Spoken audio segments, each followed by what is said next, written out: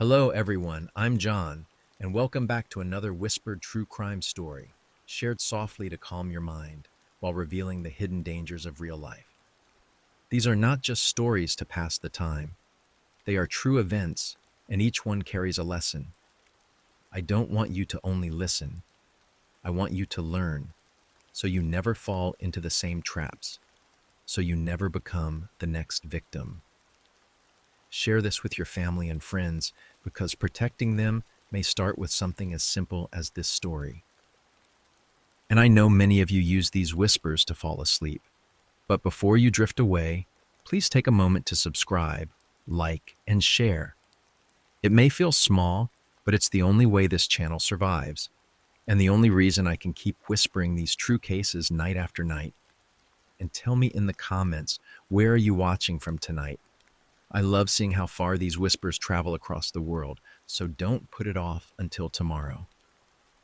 Do it now, before sleep takes you away. Now relax, slow your breathing, and let's begin tonight's case. Story 1, London, 1962. A quiet neighborhood. A family house where nothing unusual seemed to happen from the outside.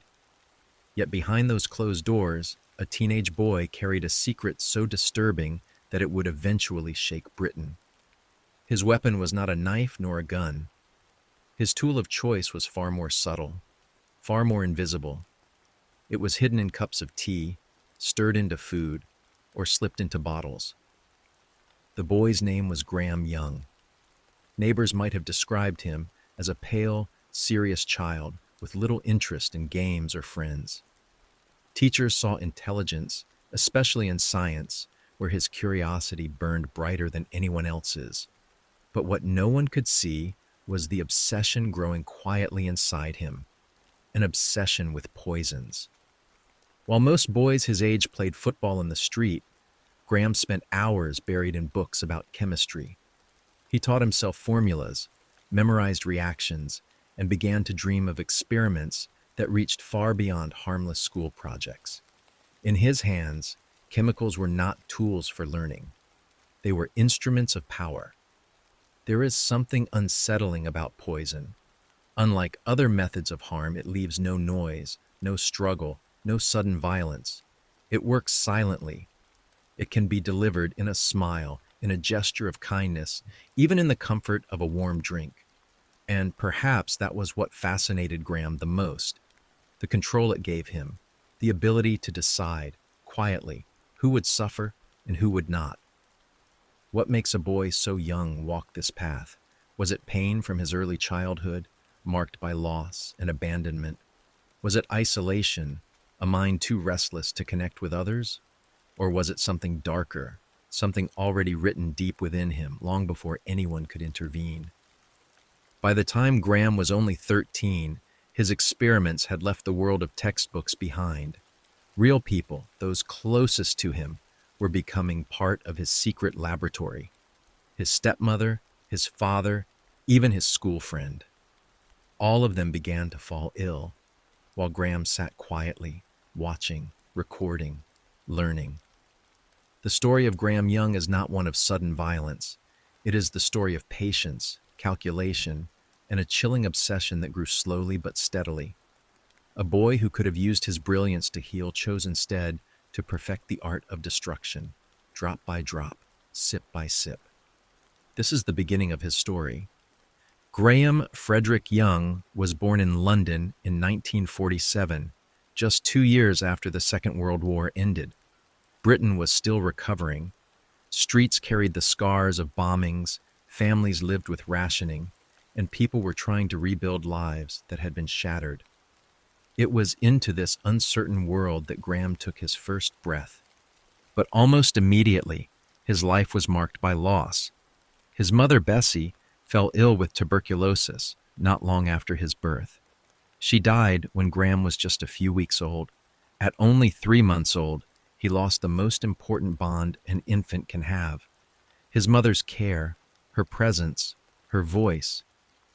His father, Frederick, suddenly found himself with 2 children to raise, baby Graham and his 8-year-old daughter, Winifred, but Frederick was not prepared to handle the responsibility. Overwhelmed by grief and the burden of single parenthood, he sent both children to live with relatives. For Graham, those early years were unstable. First, he was separated from his mother by death. Then, he was separated from his father by circumstance. He had no constant figure of safety in those critical first years of life. Psychologists would later point out that the first 2 to 3 years are essential for a child's emotional and brain development, the time when trust, attachment, and connection are built. For Graham, those attachments were broken before they had even formed. In 1950, when Graham was 3, Frederick remarried. His new wife was a woman named Molly. With a stepmother now in the picture, Frederick decided to reunite the family. Graham and Winifred returned to live with their father and Molly in their new home, but the damage had already been done. To a toddler, being moved from one set of caregivers to another leaves scars. Graham had bonded with the relatives who cared for him in those first 3 years. Now he was suddenly removed from them and placed with a father he barely knew, and a stepmother who was a stranger. Even if Molly tried to be kind, Graham was already shaped by loss and disruption. As the family settled together again, subtle cracks showed in the young boy. By the time Graham reached 4 years old, strange symptoms began to appear. His arms and legs sometimes twitched uncontrollably. Doctors also noted something they called monotonous thoughts. These made it difficult for him to concentrate, as if his mind clung to rigid patterns and could not let go. At school, this rigidity showed itself in other ways. Graham struggled with creative tasks, especially word problems, and exercises that required imagination. He was far more comfortable with structure, order, and routine. Repetition gave him comfort, while variation unsettled him. Doctors at the time blamed the problems on a severe ear infection he had suffered as a baby. But others would later wonder if this was part of something deeper, a developmental delay that shaped his personality. Despite these challenges, Graham's father watched him closely. Frederick worried about his son's strange mannerisms. But by the time Graham turned 9, the twitches faded and his speech improved. Outwardly, he seemed fine. He could speak well, his body no longer betrayed him, and he was able to keep up in school. Yet even as his mind sharpened, his emotions lagged behind. Graham did not connect easily with other children. He rarely joined in their games. He kept to himself, quiet and solitary, uninterested in the laughter and play that surrounded him. Where most boys chased footballs, Graham's attention locked onto something else entirely: chemistry. It was this passion, this fascination with the hidden powers of substances, that would change the course of his life forever. By the late 1950s, young Graham was already showing signs of being different from other boys his age.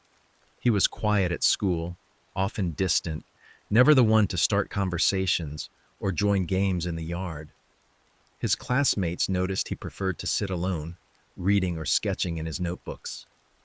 While other children traded stories about football, toys, or the latest comics, Graham spoke rarely, and when he did, his words were often about subjects few others cared for. He had little interest in the fun and chatter of boys his age. Instead, he developed a deep fixation on one subject: chemistry. One day, when Graham was 9 years old in 1956, his stepmother Molly found something unusual.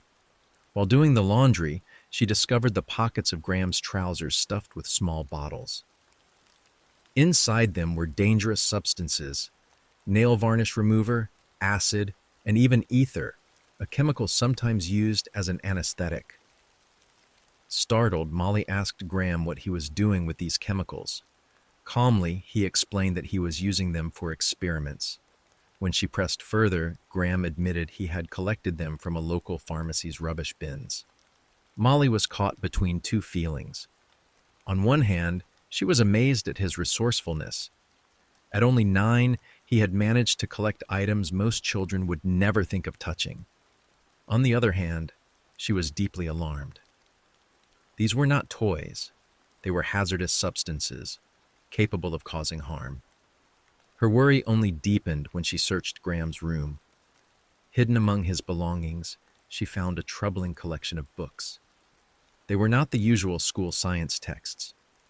Alongside chemistry manuals, Graham had borrowed works on the occult, black magic, and even literature about the Nazi regime.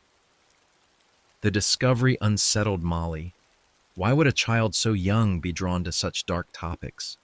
When she asked him about it, Graham admitted he loved reading about the Nazis most of all. He even remarked that it was a pity he had been born too late to witness the war. At only 9 years old, he wished he could have lived through those violent times. Molly shared her concerns with Frederick, Graham's father. From that moment, the parents began watching their son more closely. They hoped it was a passing phase, a strange interest that would fade with time. But Graham noticed their watchful eyes. Rather than easing his obsessions, their suspicion only pushed him further into secrecy. At school, teachers noticed he seemed distracted. Instead of paying attention in class, Graham filled his notebooks with strange sketches, gravestones, vampires, swastikas. He seemed to drift away into his own dark world, while lessons carried on around him. Still, he did not hide everything. He often spoke about his love of science and made no secret of his desire to experiment. Recognizing this, Frederick tried to encourage his son's passion. For Graham's 11th birthday, his father bought him a chemistry set. Graham was thrilled, but he did not use the set for harmless projects, like mixing vinegar with baking soda, the way other children might. Instead, he pushed further. One day, Molly caught him holding a dead rat by its tail. He explained that he wanted to perform an autopsy on it. Molly was horrified. She ordered him to throw it away immediately. The next morning, she found a drawing Graham had left in the hallway. It showed a gravestone with the chilling inscription, "In hateful memory of Molly Young." She was shaken. The drawing seemed to reveal a deep hostility directed at her. Frederick, however, brushed it aside. He did not punish his son severely. Perhaps he carried guilt for leaving Graham with relatives when he was a baby. Perhaps he simply hoped his boy would grow out of these dark fascinations. Whatever the reason, Graham faced little consequence. But the truth was that his experiments were only becoming bolder. At school, his science teacher recognized his talent and gave him permission to use the laboratory. Graham was even allowed to work alone. Free from supervision, he began testing chemicals on living creatures. He hunted rats and mice around the neighborhood, capturing them to use in his secret experiments. Carefully, he injected the animals with various substances, recording the effects. The outcome was always the same. The creatures died. At just 11 years old, Graham Young was already learning how to take life, and doing so under the guise of science. By the time Graham reached his early teenage years, his fascination with chemicals had grown far beyond a harmless hobby. At school, his reputation as a young scientist spread. Even the headmaster remarked that Graham was destined for great things. His teachers saw brilliance, and Graham himself believed it. One afternoon, while talking with his classmates about the future, each boy shared his dream of what he wanted to become. Some mentioned trades, others spoke of ordinary careers. Graham, however, startled them. He declared openly that he intended to become a famous poisoner. His idol, he said, was William Palmer, a notorious Victorian killer who had used poison to murder his victims. At first, the boys thought he was joking. After a few moments of awkward silence, they laughed and brushed it off as dark humor. To them, it was just Graham being odd again. But for Graham, it was no joke. He meant every word. By 1961, at only 13 years old, his experiments took a darker turn. He no longer wanted to observe the effects of chemicals on rats and mice. He was ready to see what would happen when poisons entered the human body. And for that, he did not look to strangers. He looked to those closest to him, his family. In January of that year, Graham walked into a local chemist's shop. He had one goal in mind: to purchase a poison called antimony. Antimony was a slow-acting substance, capable of causing severe illness and even death when given over time. It was restricted by law, and only those over 17 were allowed to buy it. But Graham had prepared himself. When the chemist asked what he needed the poison for, Graham launched into a detailed explanation of experiments he wished to conduct, experiments that sounded advanced and scientific. His knowledge impressed the shopkeeper. Surely, he thought, this boy was older than he appeared. Convinced that Graham must be at least 17, the chemist sold him the antimony without checking his age. It was a dangerous mistake. Over the following weeks, Graham visited chemists across town, collecting more and more poisons. His private supply grew. Soon he carried a small vial of antimony in his pocket, which he called "my little friend." He kept bottles of chemicals hidden in his school desk and proudly showed them to classmates. Some whispered that he was crazy. Others assumed the vials were fake. They thought Graham only pretended to have poisons as part of his strange act. They could not have been more wrong. For Graham, the poisons were real and they were powerful. He began to see the people around him not as friends or family, but as test subjects. And with his stockpile ready, he was prepared to move from theory to practice. He chose his first victim carefully. It was not a stranger, nor even a schoolmate. It was someone far closer, someone he saw every day, and someone he already resented: his stepmother, Molly. In January of 1961, 13-year-old Graham Young began to put his plan into action. He had collected enough antimony to carry out his first human experiment. His chosen subject was his stepmother, Molly. It started quietly. Graham offered to make her cups of tea, a small gesture that seemed thoughtful to anyone watching. But each time, he stirred in a pinch of poison. The substance had no taste, no smell, nothing that would alert Molly to what was happening. The effects soon followed. After drinking the tea, Molly began to feel sick. She suffered bouts of vomiting and painful stomach cramps. Some days she was so weak that she could barely leave her bed. The family believed she had caught a lingering illness. No one suspected poison. To them, Graham appeared caring.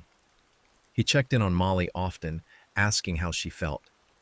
He continued to make her tea, bringing it to her bedside. In truth, he was watching closely, recording her symptoms in his private notes. Every reaction, every wave of sickness became part of his secret study. For months, the pattern continued. Molly grew thinner, weaker, and increasingly unwell. Graham, meanwhile, carried on with his normal routine: school, home, and his experiments. Outwardly, nothing seemed strange. Inwardly, his obsession deepened. But Molly was not his only target. In May of 1961, Graham expanded his experiments. He began slipping poison into the food and drinks of his sister Winifred, who was 21, and his father Frederick. Soon, both of them were also struck by sudden illnesses: nausea, cramps, weakness. To anyone outside, it looked like the family had been cursed with a strange virus that refused to leave. One by one, each of them was affected. But Graham was never sick. He remained the quiet observer, watching his father, his sister, and his stepmother suffer without knowing why. Even that was not enough for him. Around this time, he turned his attention to someone beyond his household. At school, he had one close friend, a boy named Christopher Williams. But when Graham noticed Christopher spending more time with another classmate, he felt betrayed. The friendship soured. Graham even challenged Christopher to a fistfight. The fight ended quickly. Christopher was larger and stronger. He knocked Graham down in seconds. Humiliated, Graham got up and told him coldly that he would kill him. The anger seemed to fade after a week, and the two boys made peace. They even shared a sandwich together at lunch. But a few hours later, Christopher doubled over in sickness, vomiting at his desk. The strange attacks continued over the following months. Christopher fell ill again and again until his parents finally took him to hospital. He was admitted for several days, though doctors could not explain what was wrong. His parents thought he might have an allergy. They packed his lunches carefully and monitored everything he ate. Ironically, that routine made it easier for Graham. He knew exactly what Christopher's meals would be, and he began preparing identical ones, secretly poisoned and swapping them. At school, whispers spread. Some classmates remembered Graham's talk about poisons. Some had seen the bottles in his desk, yet most dismissed it. They believed he was only pretending. Meanwhile, Graham's little experiments were no longer hidden in shadows. His obsession was now unfolding in real time, with his stepmother, his father, his sister, and his friend all unknowingly caught in his web.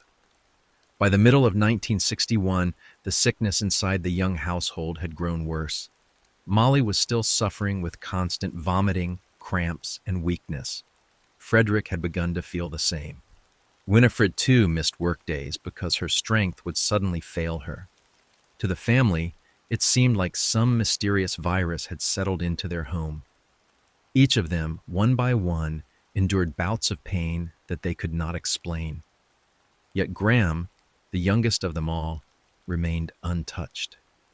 He watched in silence, noting every symptom, and carried on with his experiments. But it was not only his family. His friend Christopher continued to collapse into sudden sickness, sometimes so severe that he ended up in the hospital. The pattern was clear, though no one could see it. Graham was testing his poisons on those closest to him. Soon, Graham's secret obsession began to show itself more openly. In his bedroom, bottles of chemicals lay hidden. One day, Molly found one of them. The label carried only one word: poison. Terrified, she took it to Frederick. His anger boiled over. He confronted Graham, furious that such a dangerous substance had been in the house. Frederick went to the chemist who had sold Graham the antimony and demanded to know how a boy could have purchased such a thing. But even then, Frederick did not connect the sickness in the family to what his son was doing. He only wanted the poisons gone to prevent an accident. Graham, however, was not deterred. He continued to visit other chemists, building up his supply, and hid the bottles more carefully than before. Weeks passed, and the illnesses deepened. Molly's health grew fragile. She could barely eat. Her body weakened until she walked with a hunch. Frederick, too, suffered sudden violent stomach attacks that left him gasping. Winifred noticed strange tastes in her tea. Once on her way to work, she collapsed on the train from dizziness and blurred vision. A doctor examined her and gave a rare, sharp diagnosis. She had been poisoned with belladonna, deadly nightshade. Though her dose was not enough to kill her, it was enough to leave her shaken and angry. She returned home furious at her younger brother. Still, she did not believe he had tried to harm her deliberately. Instead, she accused him of carelessness, of contaminating her tea after one of his experiments. Frederick, too, grew uneasy, though not enough to see the truth. In an unusual compromise, he sent Graham to bed early that night, then searched the house himself for more poisons. He looked through cupboards and shelves, but he avoided Graham's room, the very place where the bottles were hidden. To Frederick, it was easier to believe his son was careless than to face the possibility that he was deliberate. As 1962 approached, the sickness only grew worse. Molly's condition declined sharply. Her appetite failed. She grew thinner.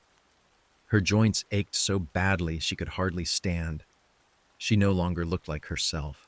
And all the while, Graham continued to play the role of the watchful son, brewing her tea, checking her symptoms, and recording his findings in secret. But soon he would decide that her slow decline was not enough. By the spring of 1962, Molly Young's health was in ruins. She had endured more than a year of sudden sickness, constant vomiting, and sharp pains that left her body frail. Her weight had dropped and her back bent forward from the strain. Every step was slow, every movement difficult. On Easter Sunday that year, her suffering reached a new level. She woke in the morning feeling worse than ever before. Her neck felt stiff, her back ached terribly, and her hands and feet tingled with a strange numbness. She had no idea that the night before, Graham had changed his method. For months he had been slowly poisoning her with antimony, but now he decided it was not enough. He had taken powdered thallium, a substance commonly used in rat poison, and mixed it into her dinner. Thallium was silent and deadly. It carried no smell and no taste, making it impossible to detect in food or drink. The effects were brutal. Thallium attacks the nervous system, causing vomiting, pain, hair loss, and, in high enough doses, death. Even so, Molly tried to carry on with her day. She left the house to buy groceries, pushing herself through the pain. When she returned, she stepped outside for fresh air, hoping it would calm her body. It was then that Graham offered her another cup of tea. She drank it on the porch, unaware that it contained yet more poison. Moments later, Frederick returned home from work. As he entered, he saw a horrifying sight. Molly was seizing violently, her body convulsing in spasms. Graham stood nearby, watching her with a blank expression. Frederick rushed to his wife's side and called for an ambulance. Molly was taken to the hospital, but the doctors could not understand what was happening to her. Her condition worsened quickly, and by the next afternoon, she was dead. At just 14 years old, Graham Young had committed his first murder. The death shattered Frederick. He had already buried one wife years earlier, and now he faced the grave of another. He was left to care for his children alone. But Graham did not grieve like the others.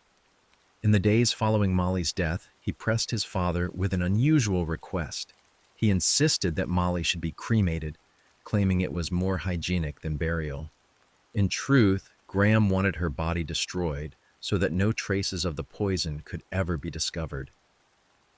In the end, Molly was cremated. Perhaps it had been her own wish, or perhaps Frederick agreed out of grief. Whatever the reason, Graham got exactly what he wanted. The evidence was gone. At her funeral, while others mourned, Graham felt a rush of triumph. He had carried out his plan, watched it succeed, and walked away without suspicion. To him, it was proof of his skill. He had taken a life and left no trace. And far from satisfying him, the success left him hungry for more. On April 21st, 1962, 14-year-old Graham Young had achieved what he had been working toward for more than a year. His stepmother Molly was dead. His father Frederick was left devastated, burying his second wife and trying to hold his home together. But Graham did not stop. Only days after Molly's funeral, he turned his attention to his father. Frederick came home one afternoon for lunch. He opened a tin of corned beef, set it on the table, and then decided he wanted chips to go with it. Leaving the corned beef behind, he ran out quickly to buy some. That short moment alone in the house gave Graham his chance. While his father was away, Graham laced the meat with antimony. When Frederick returned, he sat down and ate the meal, never suspecting anything. An hour later, pain ripped through his stomach. He vomited violently, over and over, in the worst attack of sickness he had ever experienced. He believed he was going to die. The pain eventually passed, but only for a while. Weeks later, the same thing happened again. This time, Frederick collapsed and was rushed to hospital. Doctors examined him and gave a diagnosis that shocked the family. Frederick was suffering from poisoning, either arsenic or antimony. His liver was badly damaged. Another dose or two, the doctors warned, might be enough to kill him. When the doctors left the room, the family whispered together, confused and afraid. Most of them had never even heard of antimony, but Graham was quick to join the discussion. With excitement in his voice, he explained to them the differences between arsenic and antimony, showing off his knowledge of chemistry as though he were giving a lecture. His eagerness stood out. His father had nearly died from poison, and yet here was Graham, fascinated and proud of what he knew. But Frederick still could not believe that his son was responsible. He told himself it must have been an accident, some strange coincidence. To him, Graham was clever, but he was still just a boy. Not everyone shared that blindness. At school, Graham's science teacher had grown uneasy about him. The teacher knew Graham was unusually gifted, but he also knew the boy was experimenting with dangerous chemicals. After hearing of Frederick's sudden illness, the teacher searched Graham's desk. What he found was alarming. Inside were bottles of illegal poisons, carefully labeled, and notebooks filled with observations and data. Page after page recorded the effects of toxins, written in neat tables and diagrams. Alongside the science were disturbing sketches, drawings of gravestones, skulls, and poems about death. The teacher carried what he had found to the headmaster. Together they agreed that this was serious, but they hesitated to go straight to the police. Instead, they arranged for Graham to meet with a psychiatrist. They introduced the doctor to Graham as a career counselor. During the meeting, the psychiatrist asked questions that seemed harmless, but slowly turned toward poisons. Graham, believing he was speaking about his future, began to open up. He spoke about his knowledge of toxins with unusual detail. The psychiatrist left unsettled. He went directly to the police with his concerns. On May 21st, 1962, Detective Inspector Edward Crabb knocked on the young family's door. He searched Graham's room and uncovered a hidden stock of poisons, enough to kill dozens of people. Later that day, when Graham came home from school, he was carrying 3 more bottles of poison in his pockets. He was arrested on the spot. At the police station, Graham was interrogated overnight. At first, he denied everything, but by the next morning, he gave in. He confessed to poisoning his stepmother Molly with antimony, though he avoided admitting to the thallium that had actually finished her. He also admitted that he had been poisoning his father, his sister Winifred, and his school friend Christopher for more than a year. When the detectives told the family what Graham had said, they were stunned. None of them had ever imagined it. For all the sickness they had endured, Graham had always seemed calm, never angry. To hear that he had caused it shocked them deeply. But to Graham, they had not been family at all. They had been subjects. He wanted to watch the effects of poison, and the people closest to him were the easiest to reach. After his arrest in May 1962, Graham Young sat through a long night of questioning. The detectives pressed him again and again. At first, he denied any involvement, but by the morning, the pressure broke him. Graham admitted he had poisoned his stepmother Molly with antimony, though he avoided confessing to using thallium. He also revealed that he had been giving poison to his father Frederick, his sister Winifred, and his school friend Christopher. The truth was impossible to ignore. Police had caught him with poison bottles in his pockets, and his bedroom was filled with hidden supplies. The notebooks they seized showed detailed records of symptoms and dosages. Graham had treated the people around him as if they were test animals, carefully writing down each reaction. When his family heard what Graham had admitted, they could hardly believe it. Frederick, who had nearly died from the poison, struggled to accept that his own son had been responsible. Winifred, who had collapsed on a train from the belladonna he gave her, was stunned. Even Christopher's illness now made sense. For a year, Graham had watched them all suffer, quietly amused, quietly learning. The police, however, faced a problem. Molly had been cremated, which meant there was no body to test for poison. Without physical evidence, prosecutors could not charge Graham with her murder. Instead, he was charged with poisoning his father, his sister, and his friend. On July 6, 1962, Graham stood in court. Only 14 years old, he pleaded guilty to all counts of poisoning. The judge listened to the details of the case, the poisons he had collected, the careful records he had kept, and the danger he had posed to anyone near him. Prison was not the answer, the court decided. Graham was too young, and his crimes were considered the result of mental disturbance. Instead, he was sentenced to 15 years at Broadmoor Hospital, a high-security psychiatric institution. There, doctors began to examine him. They wanted to know what kind of boy would poison his own family, what kind of mind took pleasure in slow suffering. Their reports varied. Some said he had psychopathic tendencies. Others diagnosed schizophrenia. Still others believed he was simply sadistic. Whatever the label, Broadmoor became his new home. He was placed on Ward 1, the most secure part of the hospital. Yet even in confinement, his obsession did not fade. He decorated his room with drawings of skulls and Nazi symbols. He painted chemical formulas on his food containers and wore a brass swastika around his neck. The library became his refuge. There, Graham buried himself in medical books, especially those on poisons. He studied methods of extracting toxins from plants. He even bragged to other patients about how cyanide could be taken from the laurel bushes growing outside in the hospital yard. It did not take long for rumors to spread. Other patients whispered that Graham was dangerous, that he was not to be trusted. Nurses joked that if anyone misbehaved, they would let Graham brew their tea. He had already earned a reputation, the boy who poisoned, and soon Broadmoor itself would fall victim to his obsessions. Graham had been in Broadmoor for only a short time when the first death occurred.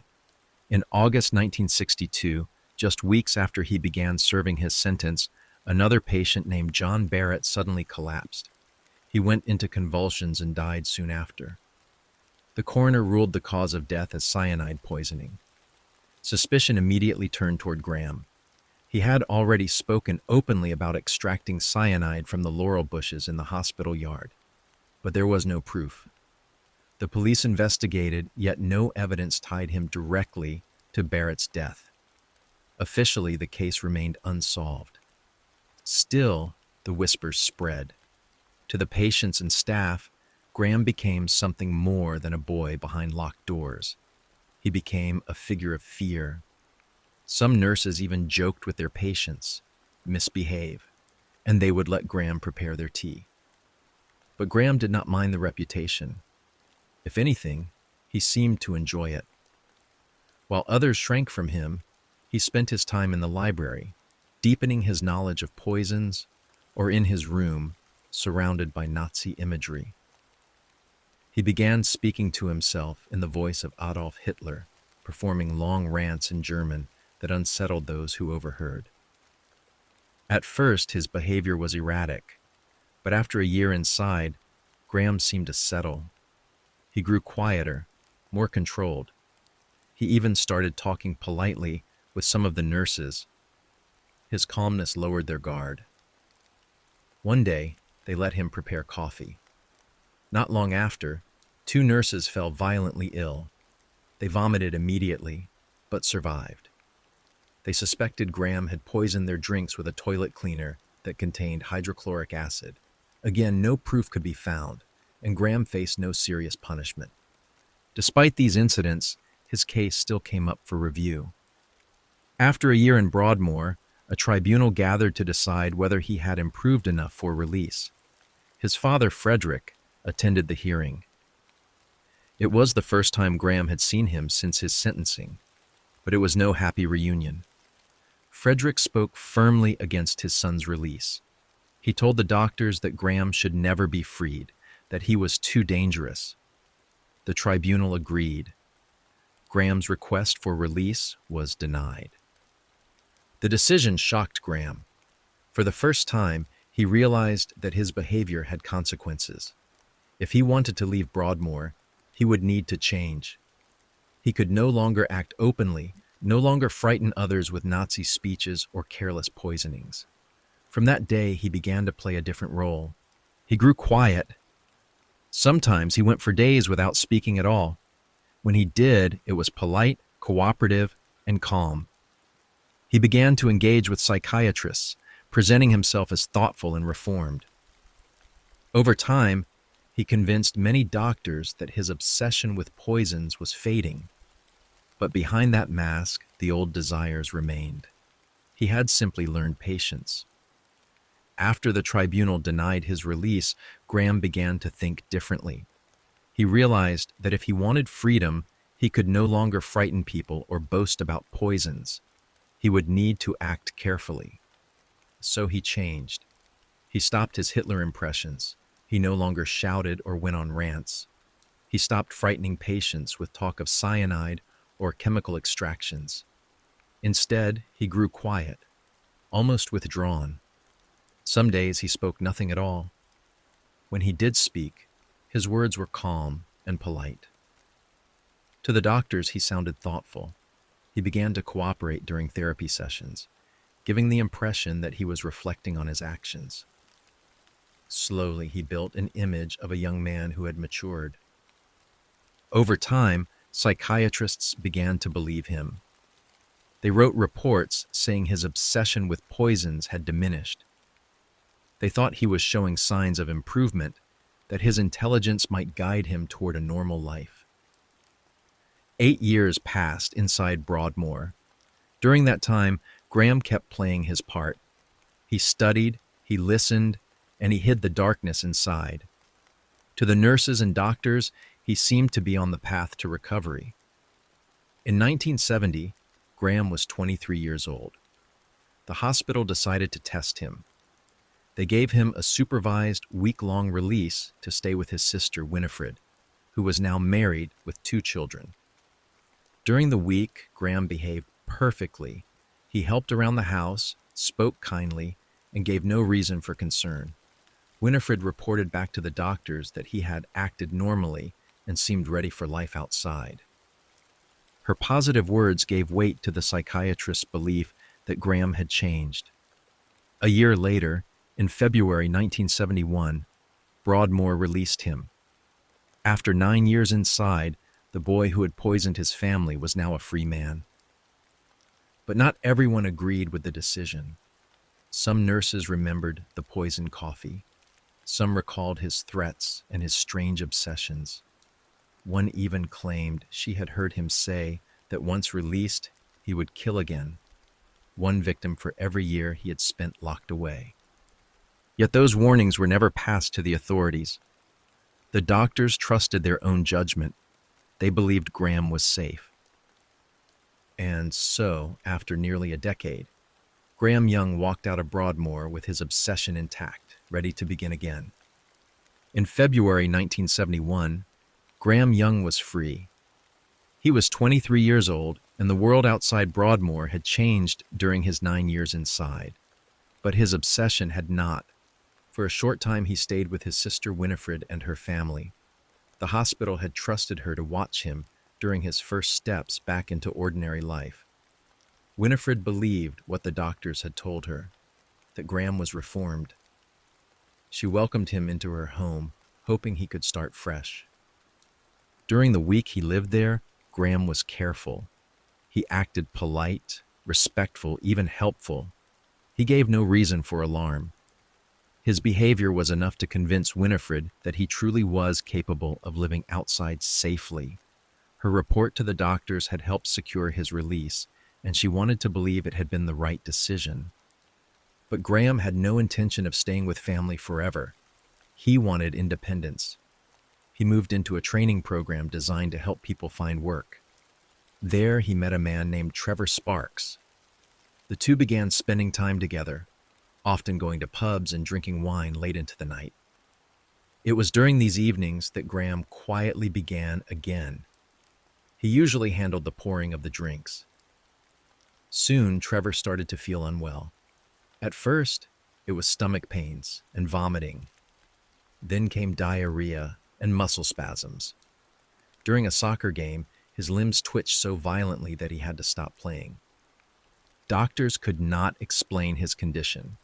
He saw specialist after specialist, but none could find the cause. His health declined steadily. He was eventually hospitalized, weakened and frail. By chance, his life was spared. In April 1971, Graham moved away to begin a new job in the village of Bovingdon. Without constant exposure, Trevor slowly recovered, though he was left too weak to ever play soccer again. For Graham, leaving the training program was more than a change of scenery. His new job offered something far more important to him: access to poisons.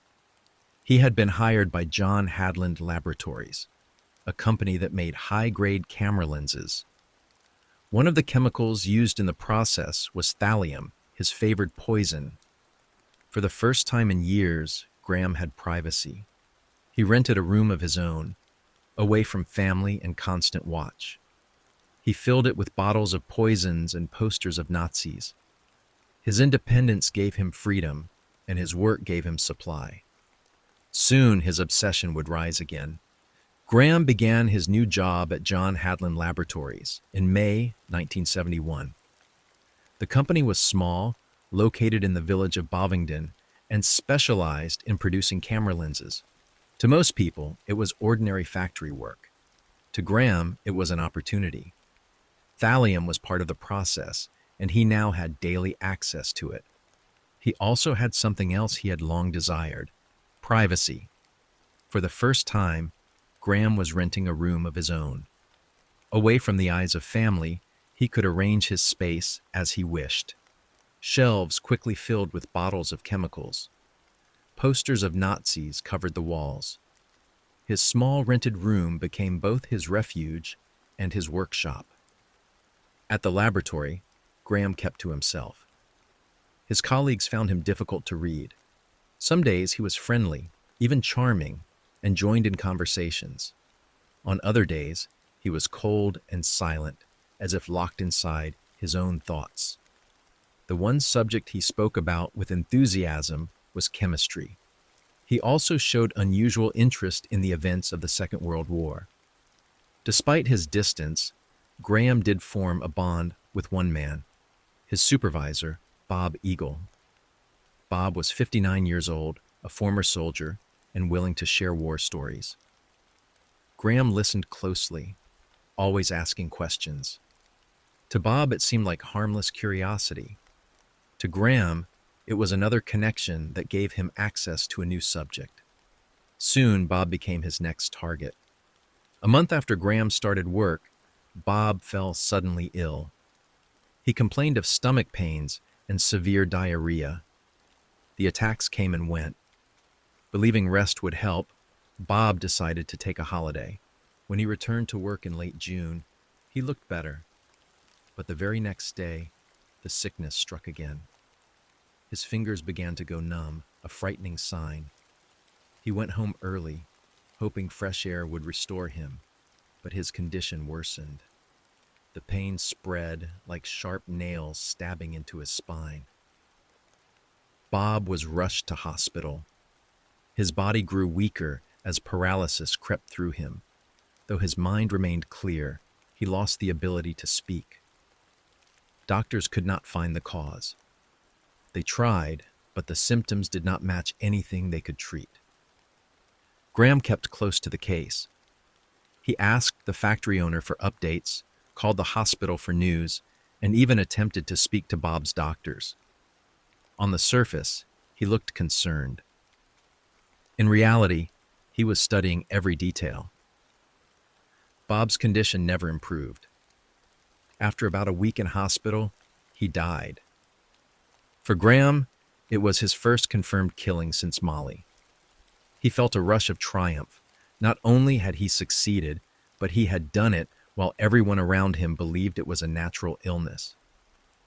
Doctors, nurses, and colleagues were confused. Only Graham knew the truth, and he carried it with pride. Bob's death brought him more than satisfaction.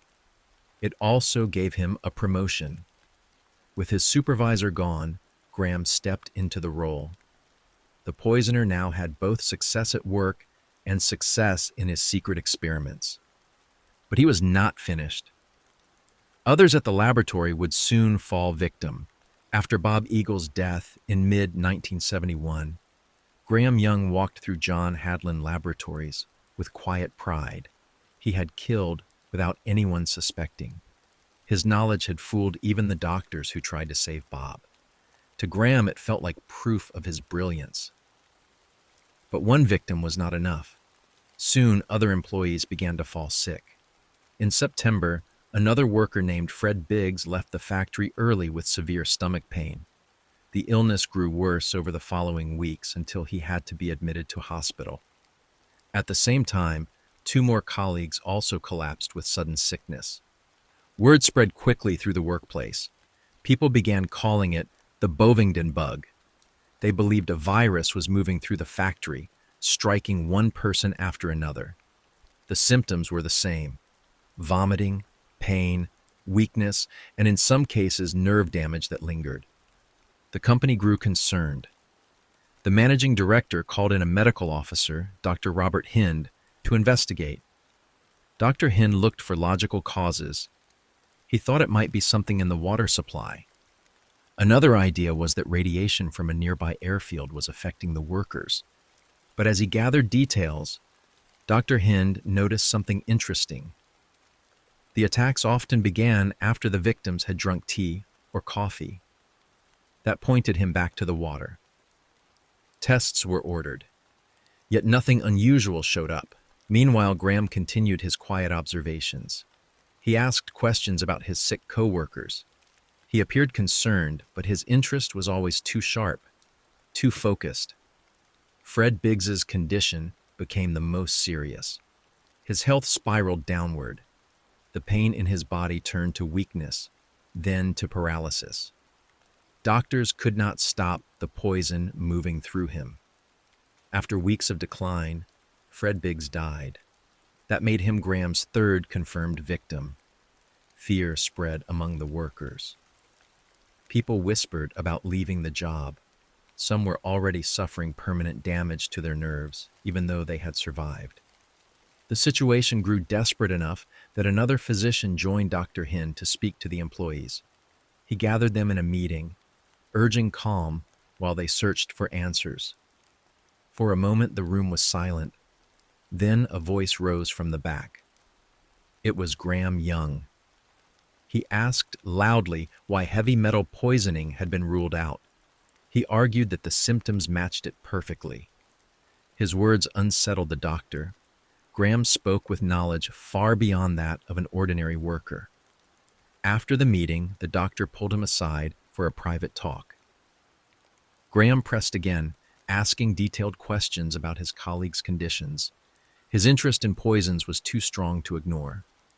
The doctor contacted the factory's owner, John Hadlin, and shared his concern. Hadlin passed the information to the authorities. Soon, police learned about Graham's past, his time in Broadmoor, the poisons, the confessions. Suddenly, the mystery illness at the laboratory made chilling sense. By late 1971, the police were looking closely at Graham Young. The Bovingdon bug no longer seemed like an accident of water or radiation.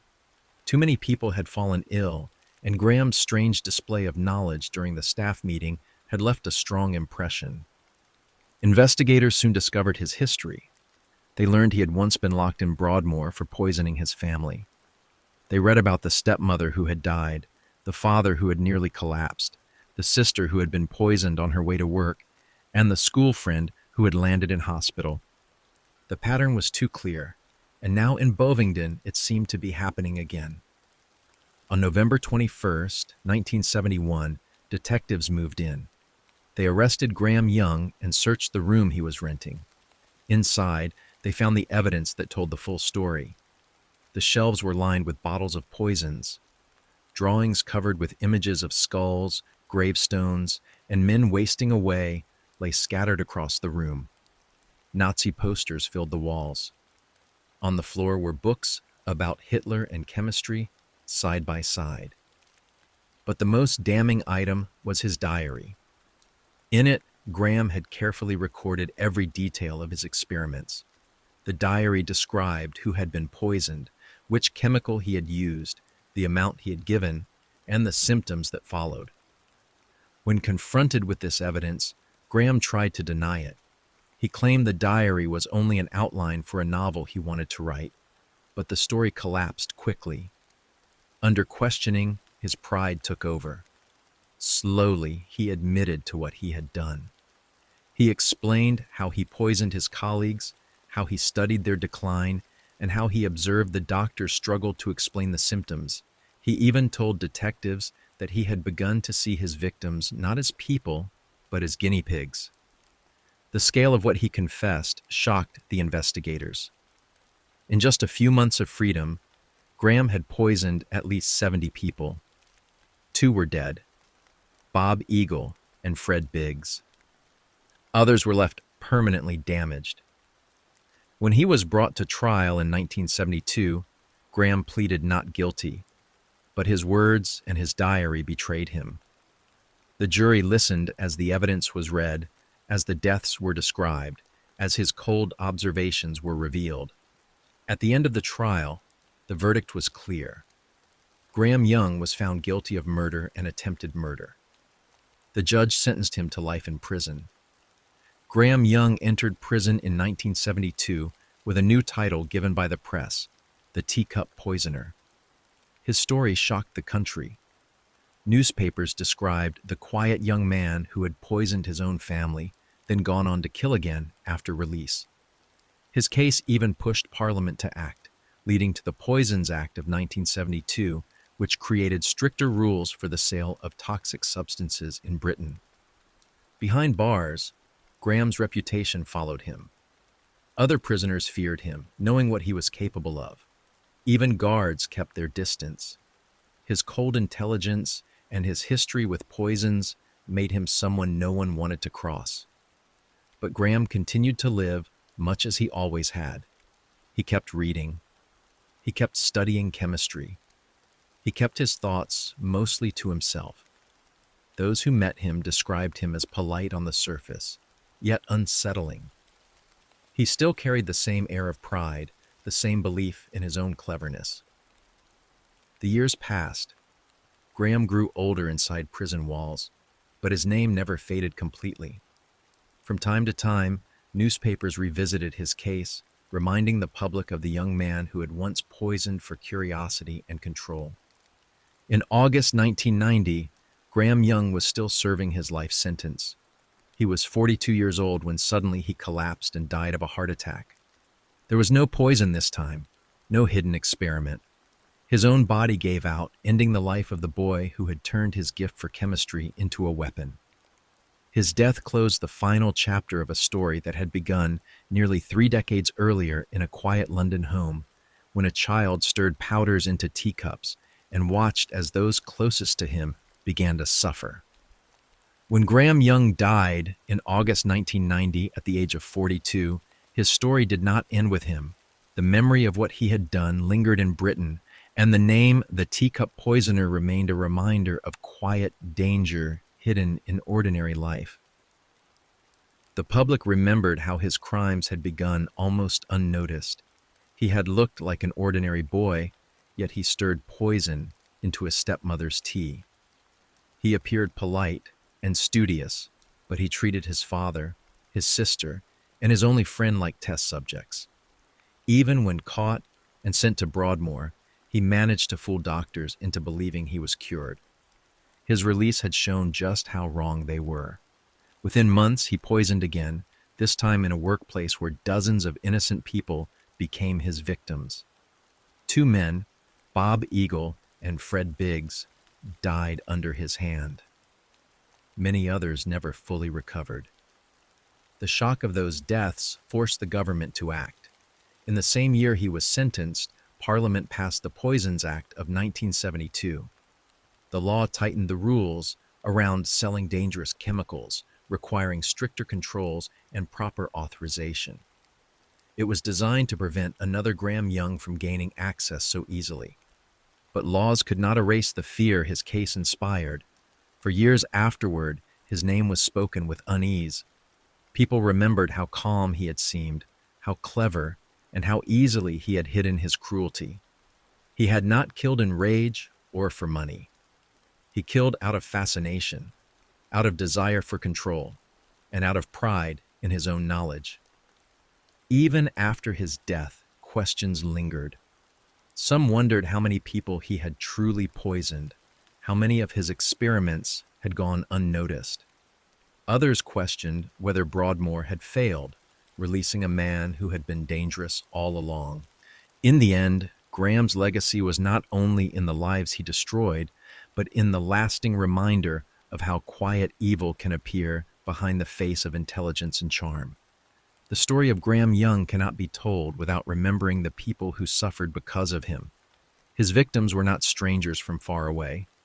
They were the people closest to him, and later, the people who trusted him at work. The first was his stepmother, Molly. For more than a year, she endured hidden sickness, vomiting, cramps, and weakness that stole her strength day by day. She tried to care for her family, never knowing that the cups of tea her stepson kindly prepared carried the very poison destroying her body. In April 1962, her life ended in pain, with Graham standing coldly by. His father, Frederick, nearly joined her. Twice he collapsed after eating meals that Graham had laced with poison. Doctors told him that one more dose might have killed him. He survived, but with permanent damage to his liver. Even after his son confessed, Frederick struggled to accept the truth. His sister, Winifred, also came close to death. One morning on her way to work, she collapsed on the train, dizzy and weak. A doctor discovered she had been poisoned with belladonna, the deadly nightshade plant. She recovered, but the betrayal by her own brother never faded. Even Graham's only school friend, Christopher Williams, became a victim. After sharing a sandwich with Graham, he collapsed at his desk, vomiting. His mysterious illness returned again and again until he was hospitalized. His parents believed it was an allergy. They never imagined his trusted friend had poisoned him. Years later, after Graham's release from Broadmoor, new victims appeared at John Hadlin Laboratories. His supervisor, Bob Eagle, was the first. A former soldier, Bob thought Graham was only an eager young man who liked to hear war stories. Instead, Bob suffered weeks of agony before dying in hospital, paralyzed and unable to speak. Fred Biggs was next. His illness dragged on even longer. His body weakened slowly, leaving him in terrible pain until he finally died. Other workers survived, but they carried the scars for life. Some were left with damaged nerves. Others never regained their full strength. All of them had been poisoned without ever suspecting the quiet man beside them. Each victim carried the weight of Graham's experiments, their trust shattered by someone who looked ordinary but thought of them only as subjects. The crimes of Graham Young did more than take lives. They forced Britain to look at how easily dangerous chemicals could be bought and how a clever, determined person could misuse them. When he was first arrested in 1962, Graham had been only 14. He had managed to walk into chemist shops and purchase antimony and other toxins without being questioned. His young age had been overlooked because of his knowledge. The chemists assumed he was older and never checked. That mistake cost lives.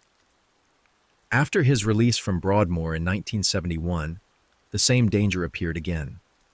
Graham found ways to obtain poisons through his job and through forged papers. He used them freely, poisoning not only his family and friends, but also dozens of innocent co-workers. By the time he was caught in 1971, the scale of his actions horrified the public. It became clear that access to such chemicals needed to be controlled more strictly.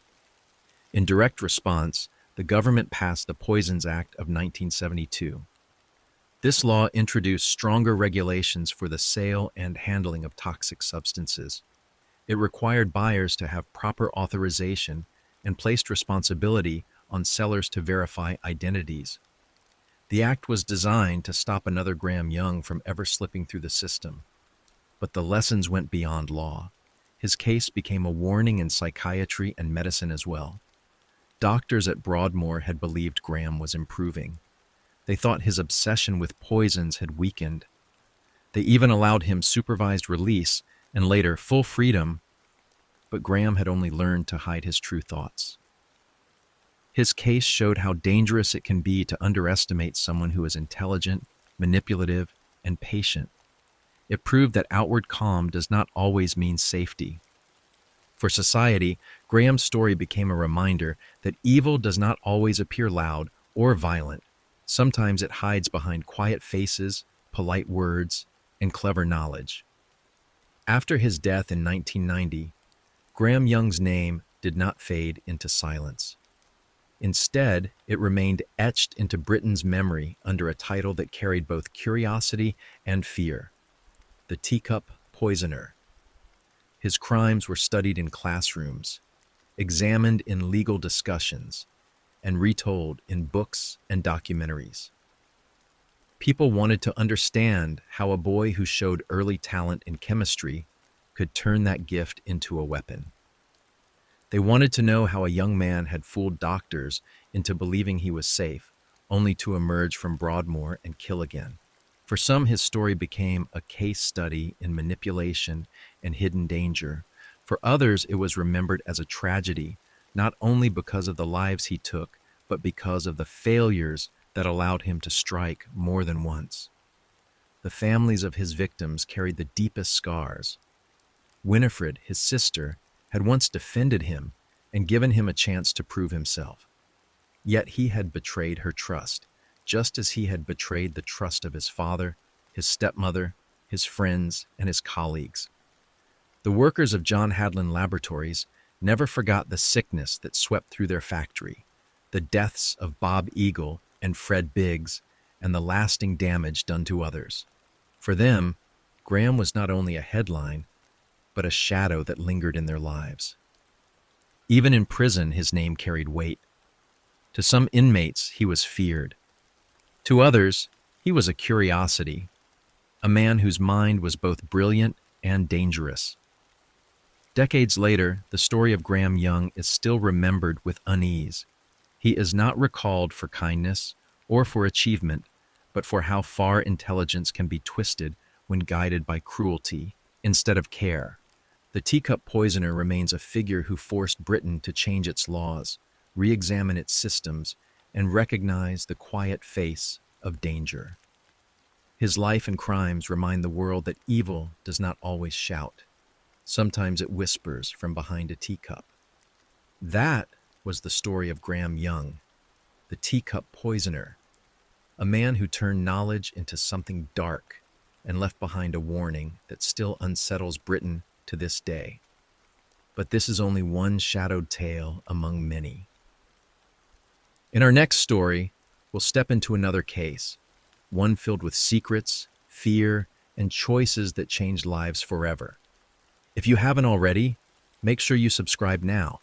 That way, you won't miss the next journey into the mind behind the crime.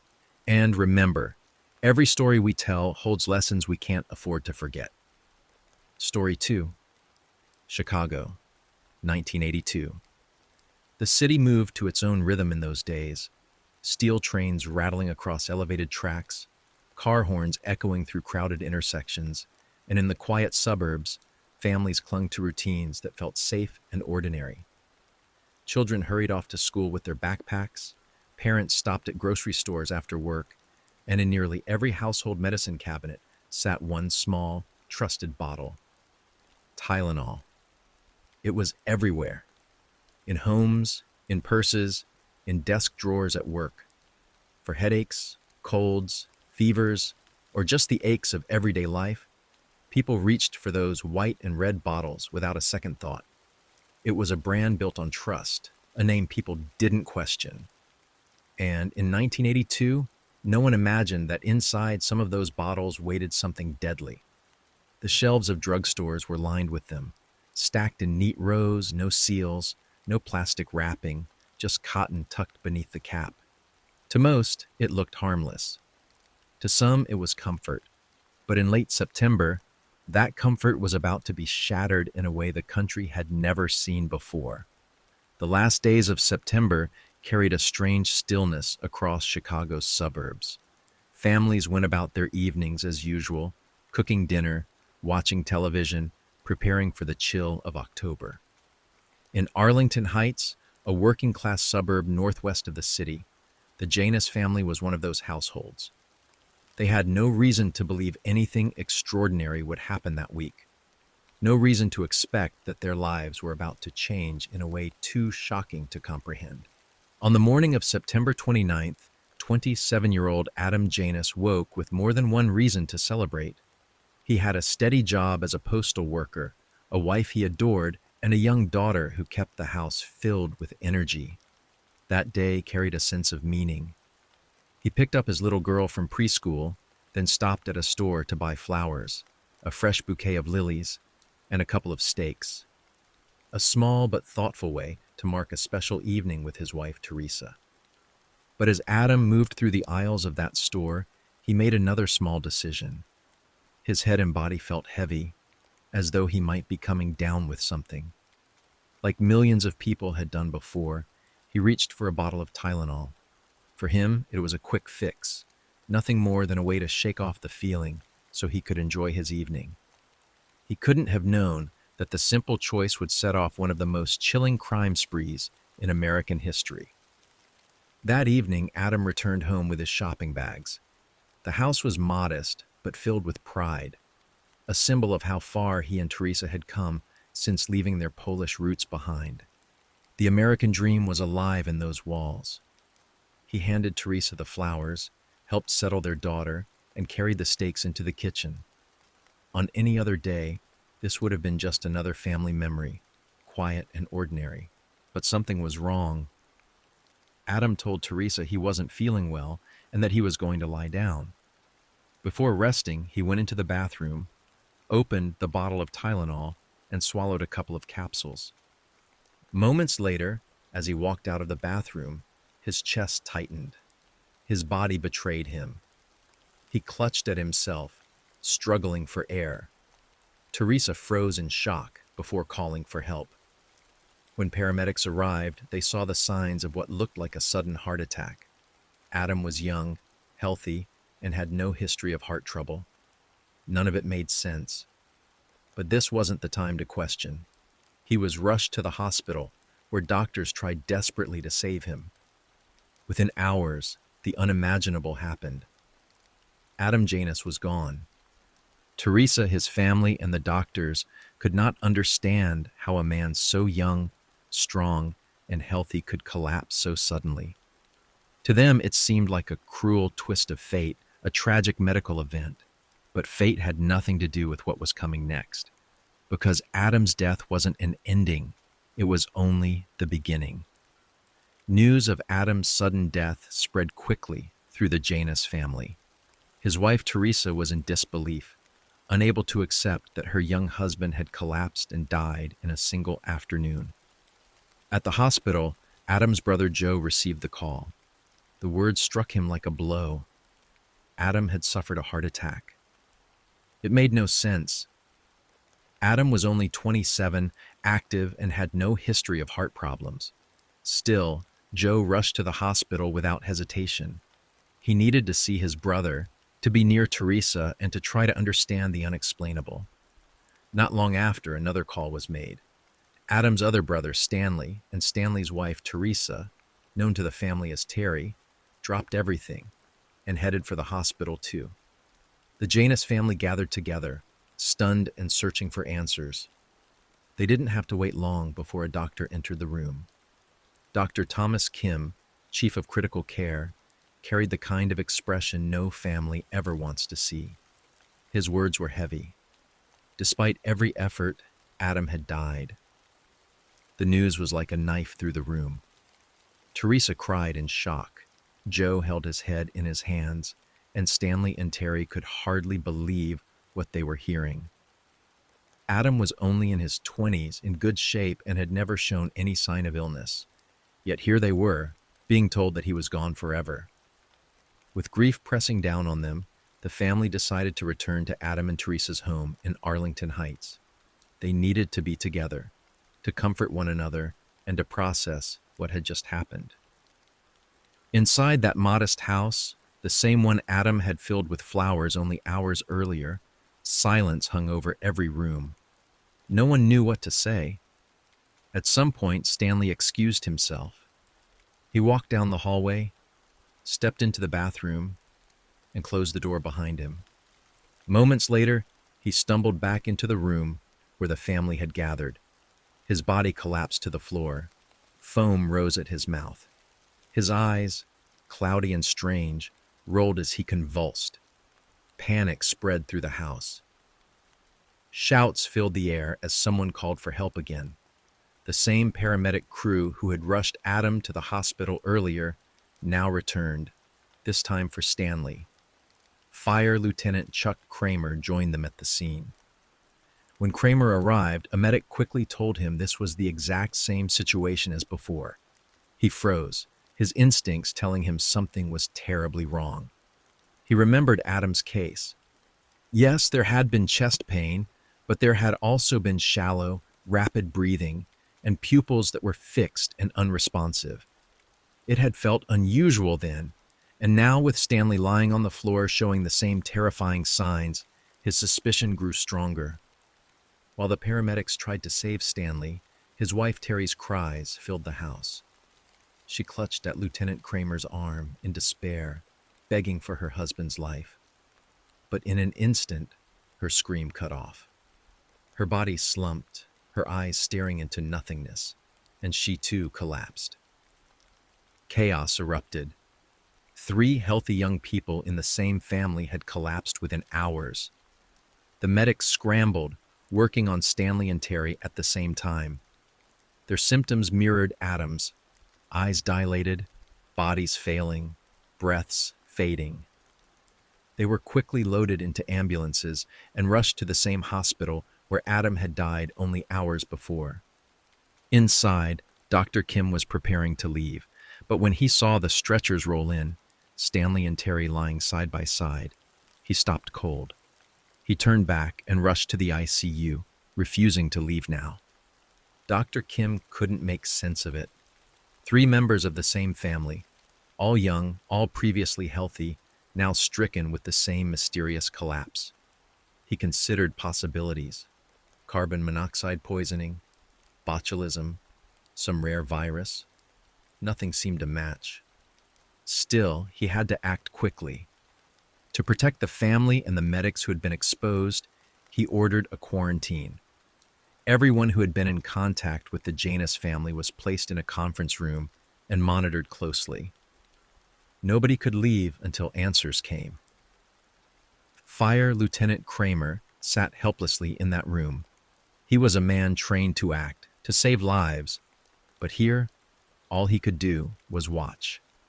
Yet his instincts told him one thing with certainty: whatever was happening, it wasn't a virus. He picked up the phone and called someone he trusted, Arlington Heights' only public health official, Helen Jensen. Helen was a nurse with years of experience handling community health issues. Kramer explained the crisis, and without hesitation, Helen dropped everything and drove to the hospital. When she arrived, she asked to speak to the only person who had seen everything unfold from the start, Adam's wife, Teresa. Through a translator, Teresa explained the sequence of events. Adam had felt unwell. He picked up their daughter, bought flowers and steaks, and grabbed a bottle of Tylenol. At home, he took a couple of capsules. Moments later, his body gave out.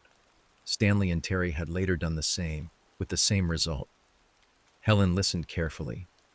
She realized there was one common thread. She needed to search the Janus home herself. Inside the quiet house, she walked carefully from room to room. It was clean and orderly. She noticed the bouquet of lilies Adam had bought earlier. She saw fruit, coffee, and juice. Nothing seemed unusual. Then she stepped into the bathroom. On the counter sat a bottle of Tylenol. A receipt lay beside it.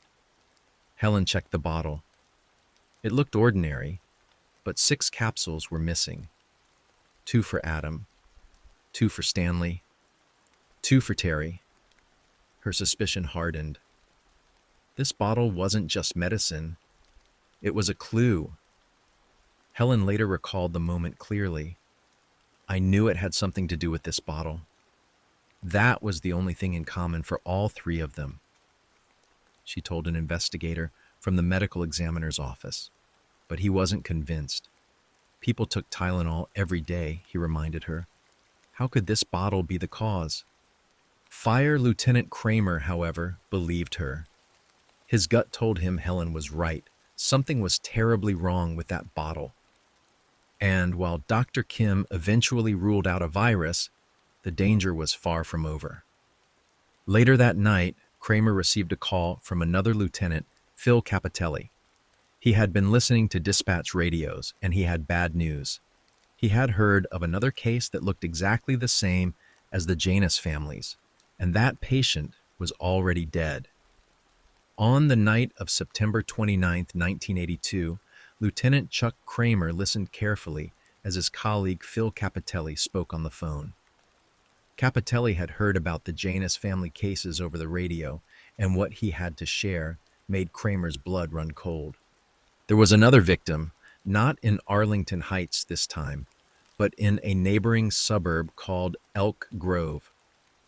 Earlier that very morning, a 12-year-old girl named Mary Kellerman had woken up with a sore throat. Like any child dealing with a minor illness, she wanted relief. On the bathroom shelf sat a fresh bottle of Tylenol, purchased just the day before. Mary twisted the cap open and took a capsule.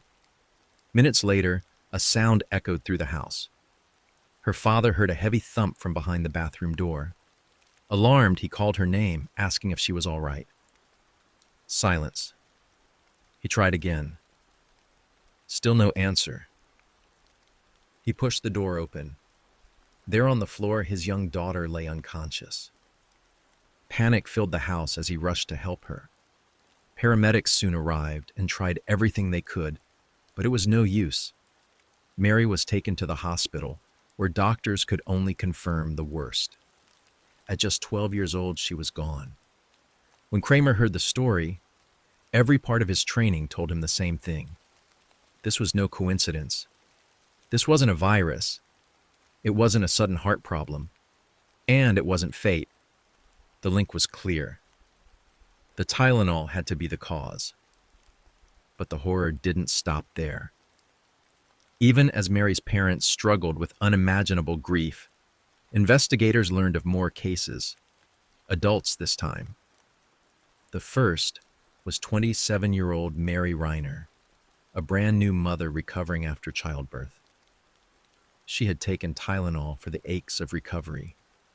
Soon after, her life ended in the same sudden, terrifying way. The second was 31-year-old Mary McFarland. At work that day, she had complained of a headache and reached for Tylenol. Within hours, she too was gone. By the end of that single day, September 29, 1982, the death toll had risen sharply. Adam Janus, Stanley, and Terry, young Mary Kellerman, new mother Mary Reiner, and Mary McFarland. 6 victims in one day. At the hospital, Teresa Janus, Adam's widow, still sat in shock, while Joe Janus and his sister remained under quarantine, their eyes locked on each other in silence, too afraid to speak. They still did not know for certain that Tylenol was the connection.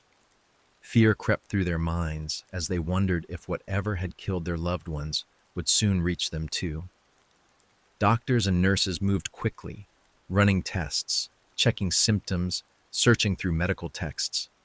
Dr. Kim worked furiously in his office, convinced that the deaths did not match what Tylenol was known to do. Acetaminophen, Tylenol's active ingredient, was dangerous in large doses, yes, but it did not strike like this, not with sudden collapse and fixed, dilated eyes. He thought again and again. What if the capsules had been tampered with? What if they contained something else entirely? If that were true, the danger was not limited to the Janus family. The whole city might be at risk. Dr. Kim wasted no time. He sent blood samples from Stanley and Terry to an overnight lab for testing. Meanwhile, at the Cook County Medical Examiner's office, Deputy Chief Dr. Edmund Donahue caught word of the Tylenol theory. He knew of one poison that could kill with terrifying speed: cyanide. Cyanide worked fast. Minutes after swallowing it, the body would shut down. Breathing would fail. A life could be ended almost instantly. It matched what had happened to Adam, Stanley, Terry, Mary Kellerman, Mary Reiner, and Mary McFarland. There was even a simple way to check. Cyanide had a unique odor, often described as bitter almonds. Donahue instructed an investigator to open one of the suspect Tylenol bottles and take a cautious sniff. The moment the seal broke, the truth was clear. Bitter almonds. Tests confirmed it. Each poison capsule contained nearly 3 times the amount of potassium cyanide needed to kill a person. When Dr. Kim received the lab results from Stanley and Terry's blood, the findings matched: lethal amounts of cyanide. The nightmare was real. The Tylenol had been poisoned. Within hours, the story spread beyond Chicago. Radio stations broadcast warnings. Police cars drove through neighborhoods with loudspeakers, telling families to throw out their Tylenol. Flyers appeared on street corners. Public health workers went door to door, repeating the same urgent message. No one knew how many bottles had been tampered with. No one knew how many people were still at risk. Stores pulled the medicine from shelves. The FDA issued a warning, and Johnson & Johnson, the maker of Tylenol, ordered a recall on millions of bottles across the nation. 31 million bottles were pulled back, the largest recall in U.S. history at the time. But fear still gripped the country, because no one knew who had done it. No one knew how many more poison capsules remained in homes, in purses, in kitchen cabinets. And in the days to come, that fear would only grow. By the end of September 1982, Chicago was no longer just a busy Midwestern city. It was a place holding its breath. A household pain reliever, something trusted by millions, had suddenly become a weapon. 6 people were already dead, and no one knew how many more bottles had been poisoned. Stores were stripped of Tylenol. Clerks cleared shelves while customers whispered in fear. Radios carried urgent warnings. Police cruisers drove through neighborhoods with bullhorns, repeating the same message: do not take Tylenol. The Food and Drug Administration issued an official warning. Across Chicago, families opened their bathroom cabinets and threw away bottles that had once felt harmless. Across the nation, headlines screamed about poisoned capsules and unknown killers. Johnson & Johnson, the maker of Tylenol, recalled millions of bottles. Over 10 million capsules would later be tested. But in those first hours, fear spread faster than answers. President Ronald Reagan himself wanted federal involvement. The FBI joined the case.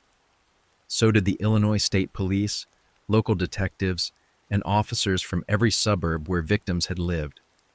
On September 30th, just one day after Adam Janus died, the Tylenol Task Force was formed. The command center was set up in a suburban police station. Almost 100 people filled the first meeting. Federal agents, state investigators, local police, prosecutors, medical examiners, all gathered with a single question: when did the poison enter the bottles? That question was not just technical. It carried the weight of the entire nation.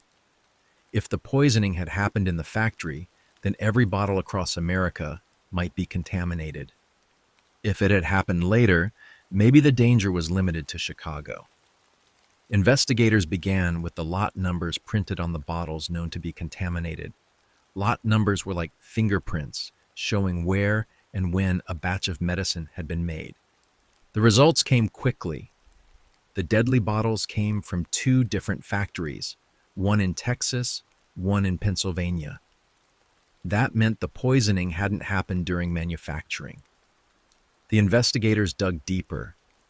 They traced shipping routes, warehouses, and distributors. None of the poison bottles had crossed paths before reaching store shelves. The revelation was chilling. It meant someone had tampered with them in the stores. Someone had stood in the aisles, opened bottles, replaced capsules with cyanide-filled ones, and quietly placed them back for unsuspecting customers. Back then, packaging was simple. Bottles weren't sealed with plastic, nor covered with foil, nor wrapped in tape.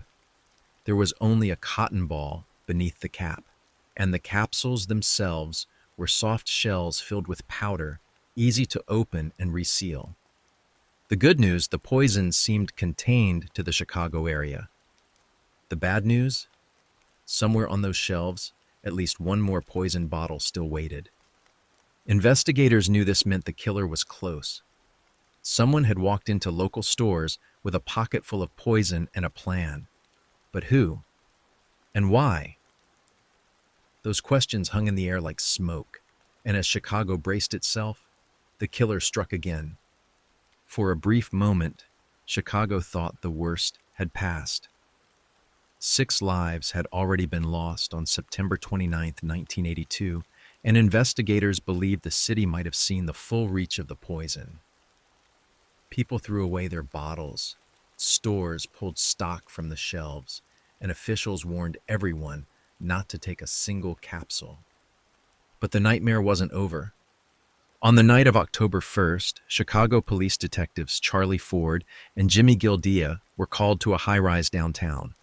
They had worked countless cases together, but what they were about to see would leave its own mark. In the lobby of the building, a frantic woman approached them. Her name was Jane Lubin, and she was the one who had called. She explained through rushed breaths that she was worried about her close friend Paula Prince. Paula was 35 years old, a flight attendant for United Airlines. Jean and Paula had been friends for 15 years, living in the same building, often sharing evenings out after their shifts. On most nights, Paula would meet Jean after a flight for drinks, but on the night of September 29th, the same day the Janus family collapsed, Paula hadn't shown up. Instead, Jean found a note left in her locker. Paula had written that she had already landed, that she had gone home early, and that she had exciting news to share. Jean didn't think much of it then, but when Paula didn't pick up the phone later, her concern began to grow. For 2 days, Jean called. No answer. By October 1st, her worry had become panic. Paula hadn't picked up her paycheck. Something completely unlike her. Jean went down to the parking garage of their building to check for Paula's car. It was still there. Paula hadn't gone anywhere. Jean called Paula's sister, Carol, who was also alarmed. The two women agreed to meet and check Paula's apartment together. Jean had a spare key, but Carol insisted she shouldn't go in alone. Together they walked into the apartment. The moment the door opened, Jean's worst fears came true. Paula was lying on the floor, her body stretched partly into the hallway, her legs on the bathroom tile, her head and shoulders fallen back. It looked as if she had collapsed while removing her makeup. Terrified that the killer might still be inside, Jean and Carol ran back down to the lobby and called police. That's when detectives Ford and Gildea arrived. The two men had worked together for years. They moved through the apartment with practiced caution, studying the scene. What they found didn't look like any ordinary crime. The apartment was neat, almost spotless. There were no signs of struggle, no signs of forced entry. But one detail stood out immediately. On the bathroom counter sat cotton balls and cold cream, as though Paula had been preparing for bed. Next to them was an open bottle of Tylenol, the cap resting loose on top. In the kitchen, they found the box and the receipt. On the night of September 29th, Paula had walked into a Walgreens and bought that very bottle for $2.39. She had no idea she was buying her own death. She became the seventh victim, and with her death, the case grew darker. The poison bottles weren't limited to suburban shelves. They were in the city too. The killer was still out there, and no one knew when or where they would strike again. By the time Paula Prince was found dead in her apartment, the death toll had risen to 7.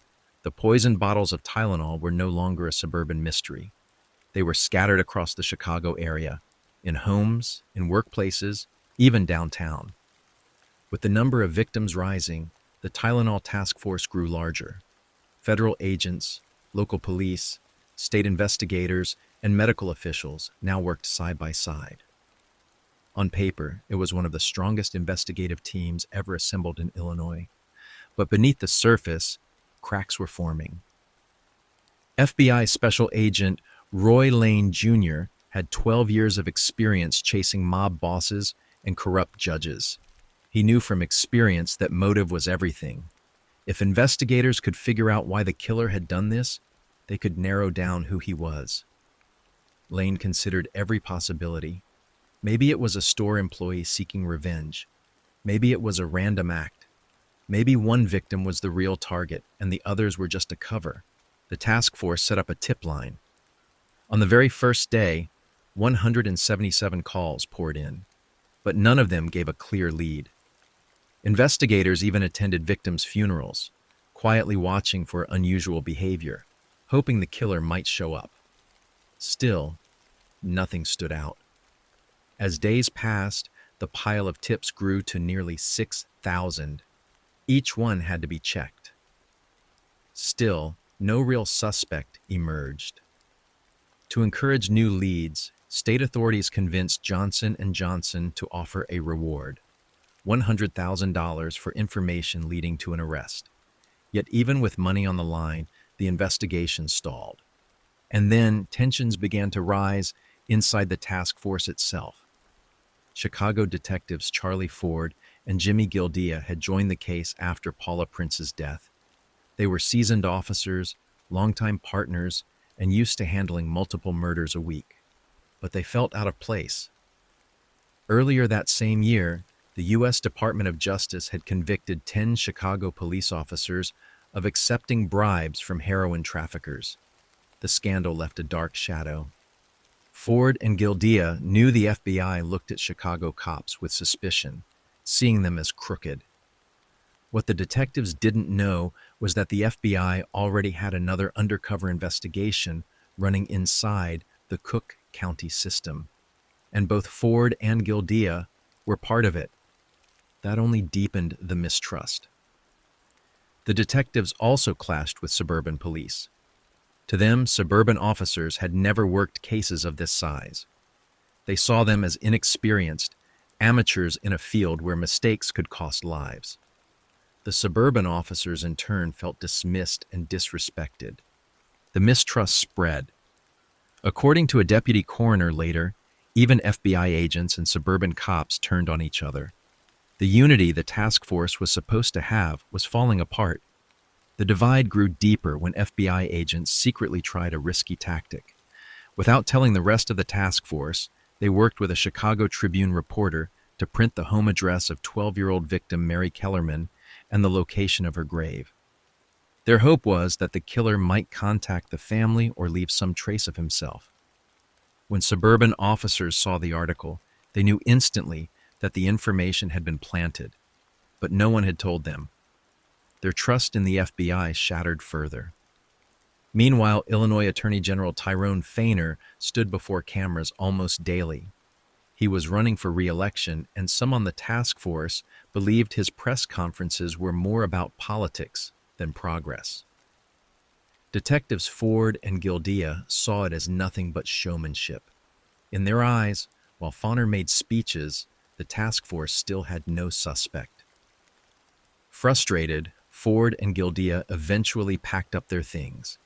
They left the suburban command post and returned to the city, choosing to investigate on their own. By October 6th, A full week had passed since Adam Janus first collapsed in Arlington Heights. 7 people were dead. Chicago was terrified, and the task force, instead of closing in on a suspect, was breaking apart.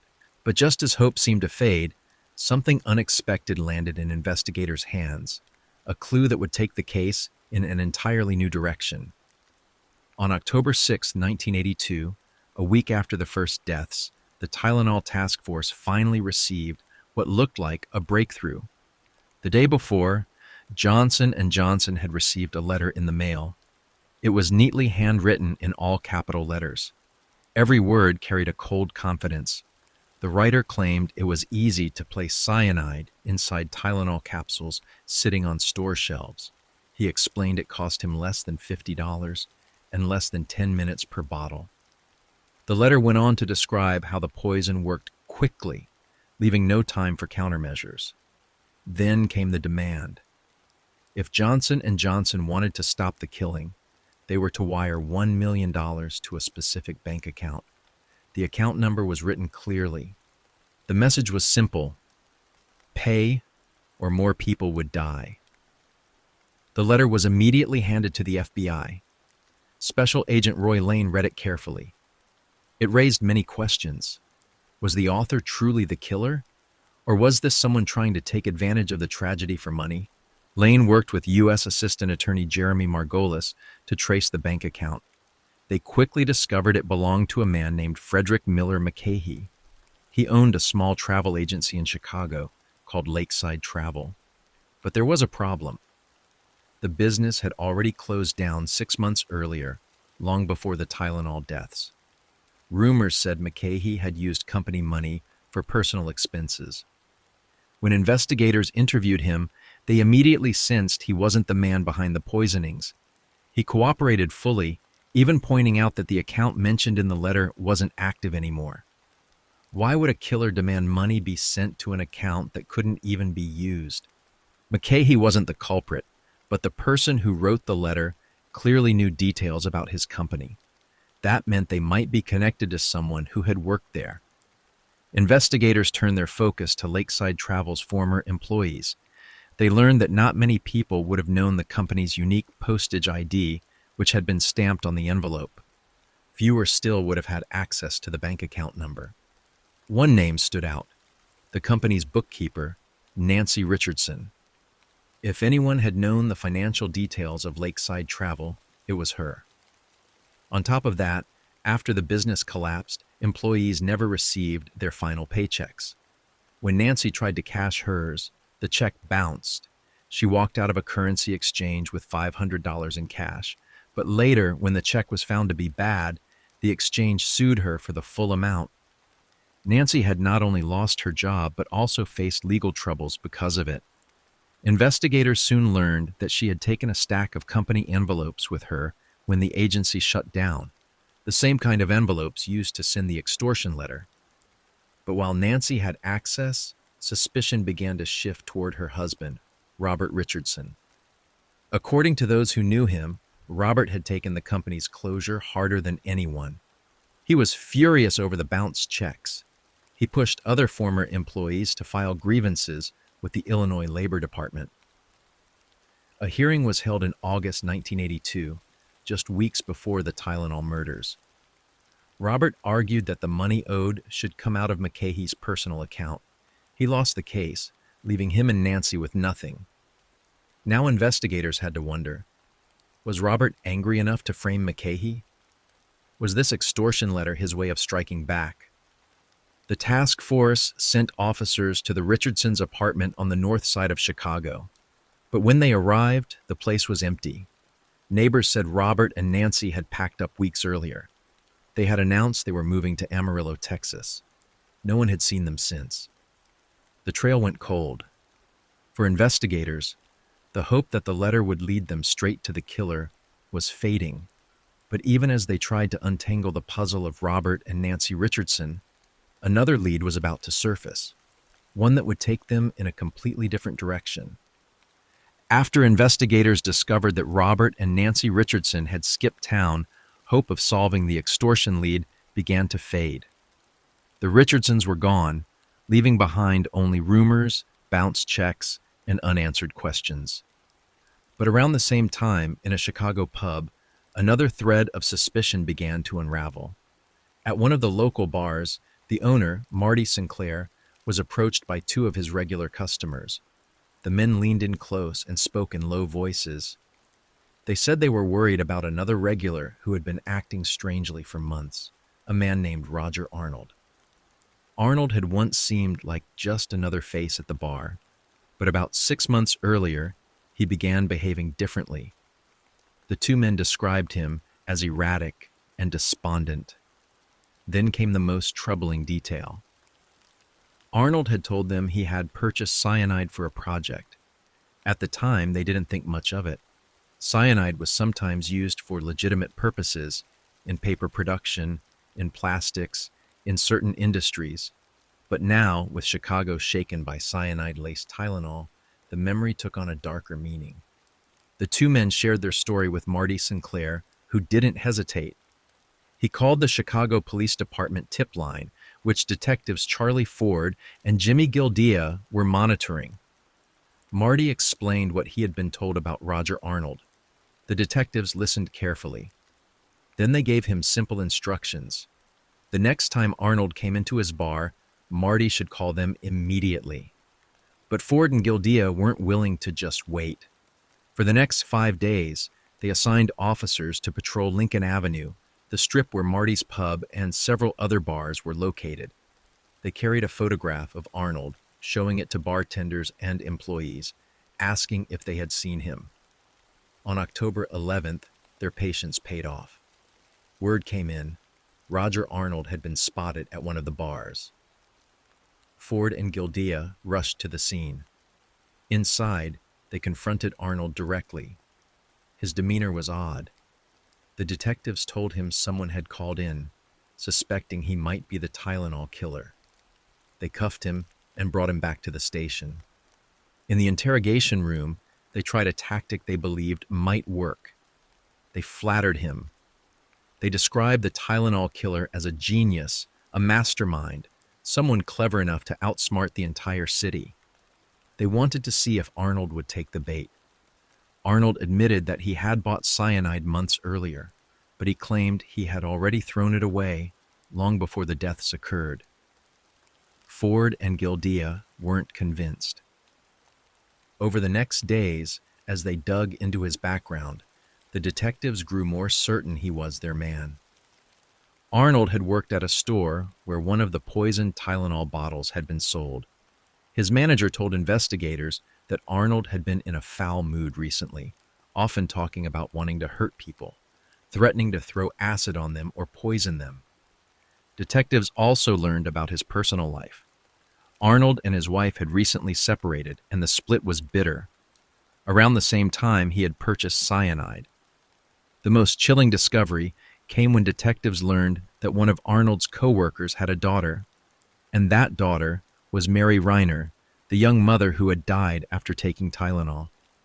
The connection seemed too strong to ignore. Ford and Gildea wanted proof that Arnold still had cyanide. They decided to search his home. When they arrived, Arnold handed over his keys without protest. Inside, they found chemical order forms, glass beakers, and vials in the basement. On a shelf lay a book titled The Poor Man's James Bond, a manual that explained how to make explosives and poisons, including potassium cyanide. They also found a one-way ticket to Thailand, scheduled to depart just days later, on October 15th. Alongside it were 4 handguns and a rifle. Detective Ford was convinced. To him, Arnold wasn't just a suspect. He was the Tylenol killer. His motive, Ford believed, wasn't complicated. Arnold wanted to prove himself a criminal mastermind. Arnold was arrested and brought back to the station, but when the evidence was reviewed, the state's attorney reached a different conclusion. There was plenty of circumstantial evidence, but nothing directly tied Arnold to the poison bottles. Without that, prosecutors couldn't charge him with murder. Instead, Arnold was charged only with failing to register his guns. On October 13th, 2 days after his home was searched, he was released on bond. That same evening, hundreds of miles away, a police sergeant in Kansas City sat watching the news. His name was David Barton. As the broadcast moved through the day's top stories, two photographs appeared on the screen: the faces of Nancy and Robert Richardson, wanted by the FBI in connection with the Tylenol extortion letter. Sergeant Barton jumped to his feet. He recognized Robert Richardson, but he knew him by another name, James Lewis. And Lewis had a history that made investigators' blood run cold. On the night of October 13th, 1982, Kansas City Police Sergeant David Barton sat at home, watching the evening news. The Tylenol murders had become a story no one could ignore. Families across America were frightened, wondering if their medicine cabinets held danger. As Barton followed the report, the anchor spoke about the FBI's latest lead. The screen flashed with two photographs, Robert and Nancy Richardson. The couple was wanted in connection with the extortion letter sent to Johnson & Johnson, the one demanding $1 million to stop the killings. Barton stared at the screen. He recognized Robert Richardson, but to him, that wasn't Robert Richardson at all. It was a man named James Lewis. And Lewis wasn't just another face. Barton knew him from serious crimes. Crimes that included murder. The FBI quickly shifted its focus. Investigators now knew they weren't chasing Robert Richardson. They were chasing James Lewis, a man with a dark and complicated past. Lewis's name was already on law enforcement radar. Years earlier, he had been accused of killing and dismembering a man in Massachusetts. Though the charges were dropped after evidence was ruled inadmissible, the suspicion never left him. To police, James Lewis was not a stranger to violence. Now his name was tied to the Tylenol murders. The extortion letter traced back to him. The handwriting, the details of the account, all pointed in his direction. But there was still one problem. Just like Roger Arnold before him, there was no direct evidence linking Lewis to the poison bottles. The letter made him look guilty, but did that make him the killer? Or was he simply exploiting the fear to demand money? As the days passed, investigators pressed hard. They collected every detail of Lewis's history, his financial troubles, his shady business dealings, his criminal past. They began to paint a picture of a man capable of deception, manipulation, and worse. But while suspicion grew, Chicago remained in fear. The poisoned bottles had been pulled from shelves, yet no one knew how many had already been purchased, or how many more might still be out there. The task force needed answers, and fast. The focus on James Lewis gave investigators a new direction. But with every turn, the case only grew more complicated. Because while Lewis was pulled into the center of the investigation, the truth about who had actually placed the cyanide into the capsules remained hidden. And as days turned to weeks, one chilling fact became clearer. The Tylenol killer was still at large. With the revelation in Kansas City, investigators no longer looked for Robert Richardson. They were hunting James Lewis. His face was now tied to the Tylenol case, and the weight of his past made the connection even darker. James Lewis had already been on law enforcement's radar long before Tylenol became a household nightmare. In Massachusetts, years earlier, he had been accused of killing and dismembering a man. The charge never stuck. Key evidence was thrown out, but the suspicion lingered. To police, Lewis was the kind of man who lived in the shadows, a figure capable of acts most could never imagine.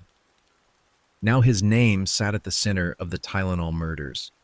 The extortion letter had carried his fingerprints in more ways than one. The details of the bank account, the style of handwriting, the tone of the threats. To the FBI, it was almost certain he had written it. But there was still a hole in the case. The letter demanded money, yes, but it didn't prove that Lewis himself had poisoned the bottles. There was no direct evidence, no cyanide in his possession, No connection to the stores where the capsules had been purchased, no witness placing him at the scene. Investigators began to study every corner of his life. They traced his financial troubles, the failed businesses, the grievances left behind. They spoke to people who had known him, collecting a portrait of a man both intelligent and dangerous, someone who could craft a scheme and carry it out with patience. For the public, fear only deepened. Newspapers carried Lewis's name. Television anchors repeated the same question. Was this the man who had killed 7 innocent people? Or was he only exploiting the fear to gain money? In Chicago, the task force pressed on, but frustration lingered. The trail of cyanide-laced bottles had ended. The poison capsules had been pulled from shelves. The recall had spread nationwide, and the country had begun to breathe again. Yet the central mystery remained. Who had taken those bottles, opened them, and placed death inside? James Lewis seemed like the answer. His past fit the pattern.